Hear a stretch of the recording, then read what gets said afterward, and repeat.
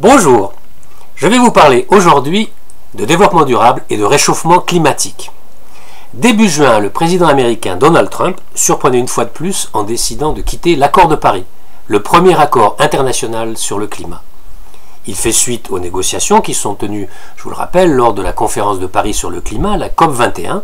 L'accord a été approuvé par 195 délégations le 12 décembre 2015 et est entré en vigueur le 4 novembre 2016. Il prévoit de contenir le réchauffement climatique bien en dessous de 2 degrés Celsius par rapport au niveau pré-industriel et, si possible, à poursuivre les efforts pour limiter la hausse des températures à 1,5 degré.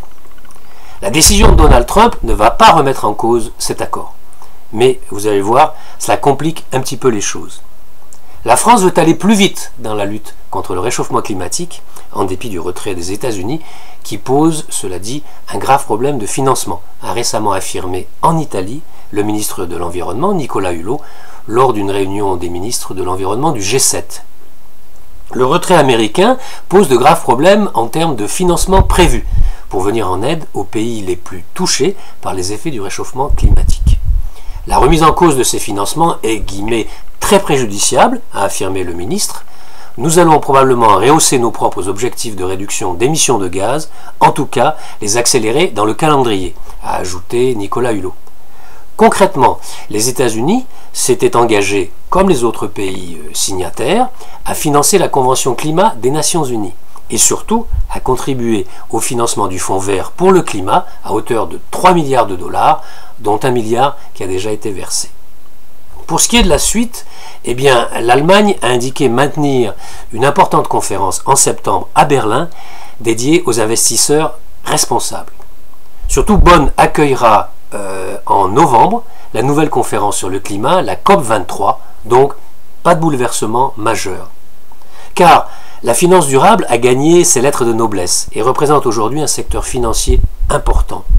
Dans une étude récente sur la finance durable, Deutsche Bank rappelle que 58 pays représentant plus de 85% du PIB mondial, 58 pays ont d'ores et déjà mis en œuvre des réglementations ou des grandes orientations sur les questions ESG. ESG, ainsi que je vous rappelle, qui veut dire questions environnementales, sociales et de gouvernance. Et une étude récente de l'université d'Oxford confirme que les mesures visant à lutter contre le risque climatique représentent une opportunité d'investissement majeure aujourd'hui. À l'inverse, une sanction du marché envers les entreprises exposées au risque climatique pourrait se traduire, selon les calculs d'Oxford, par une perte de 23% pour les portefeuilles obligataires et de 45% même pour les portefeuilles actions.